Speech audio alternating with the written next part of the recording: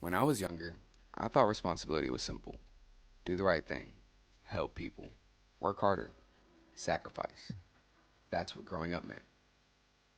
But Spider Man 2 taught me something nobody warned us about. Responsibility has a cost.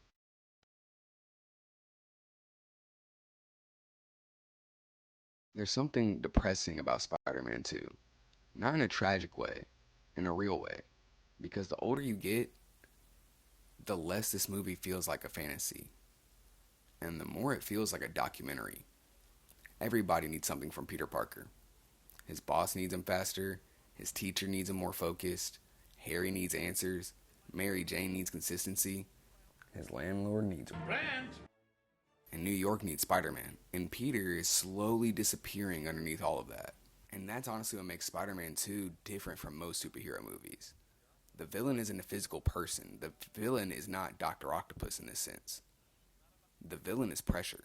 Pressure to succeed. Pressure to provide. Pressure to keep going even whenever you're exhausted.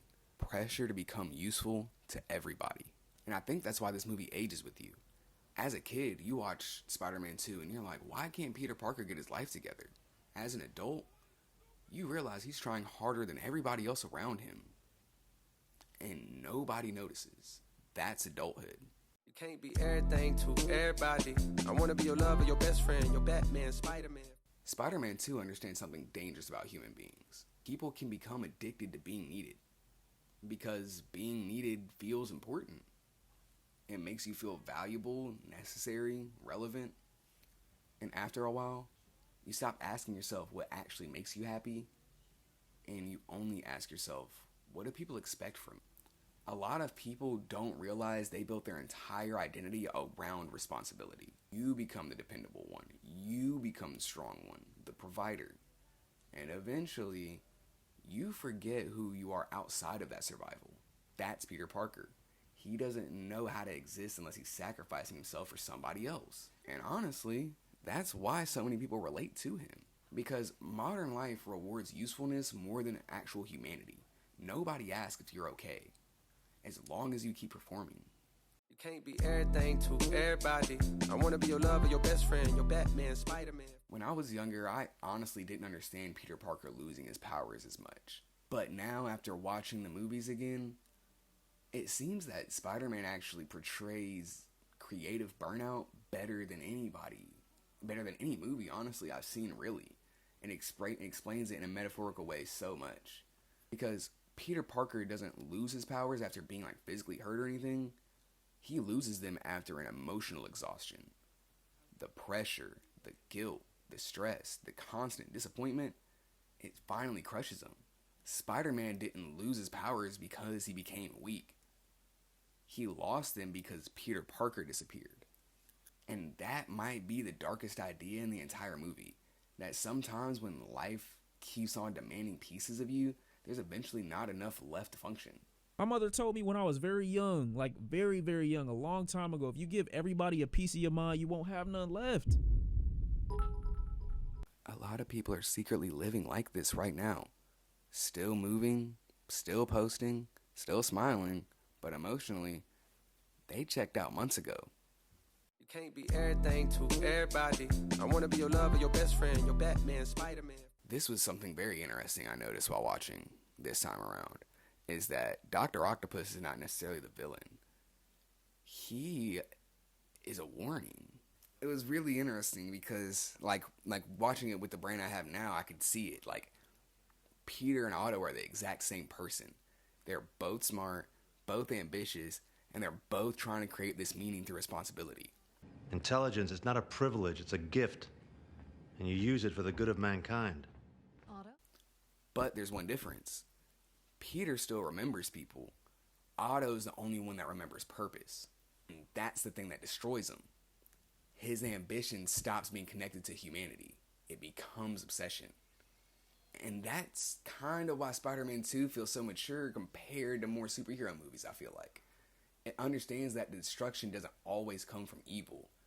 Sometimes it can come from imbalance. From chasing achievements so hard that you just lose yourself in the process. You lose your soul. You sell your soul for that. And honestly, that's the most modern, like one of the most modern fears imaginable, I feel like. You can't be everything to everybody. I wanna be your lover, your best friend, your Batman, Spider-Man. And then we get to the train scene. One of the greatest superhero moments ever filmed, by the way. And it's not really for the reason people think. Maybe it is, we'll see. It's not powerful because Spider-Man saves the train. It's powerful because the mask finally fails. For the first time, people don't see Spider-Man. They actually see Peter Parker.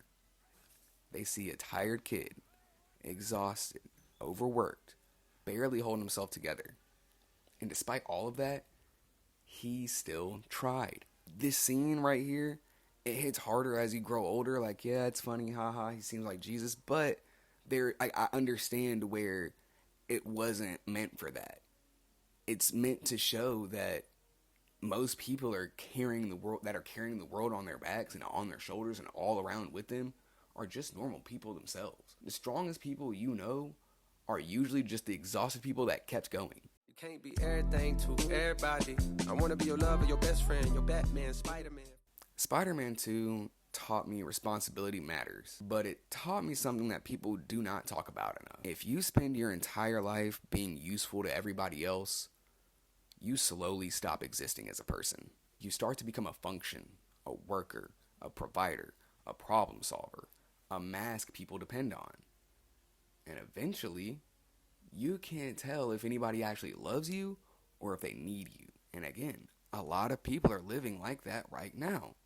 They wake up tired, they go to work tired, they come home tired, and then they do it all again.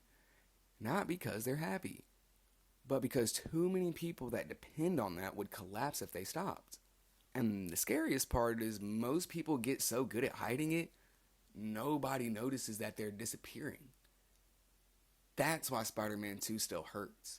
Because underneath all the powers, Peter Parker is just a human being crushed under the weight of everybody else's expectations. And every time he tries to save himself, he feels guilty for it. And that's honestly the biggest tragedy of Spider-Man ever, is that the world will cheer for the hero while slowly destroying the human being inside of him. I don't know. Maybe growing up is realizing that if you never take the mask off, there's not going to be anything left underneath that shit. Hello. And I would like to thank you all for watching. Thank you guys very much for the support. The last Spider-Man video got 100 views really quick. I'm glad you guys liked this. I had to get Spider-Man 2 out. I've been working on a lot of things. As you guys have been seeing, I've been posting, streaming, putting up songs. So just follow along for the journey. Just documenting the growth in real time, basically. So just keep on peeping, keep on watching. I hope you guys can walk away with something positive with this video. And thank you guys. Like and subscribe and comment if you guys like the video. I would love to talk with you guys. Like if you guys like it, share it around if you guys like the idea and want to share it around. Subscribe if you guys want more. I'll be around and I'm going to be posting. So I post videos every day, I think, most of the time. So keep on the lookout. I love you guys. Spread love. Peace out.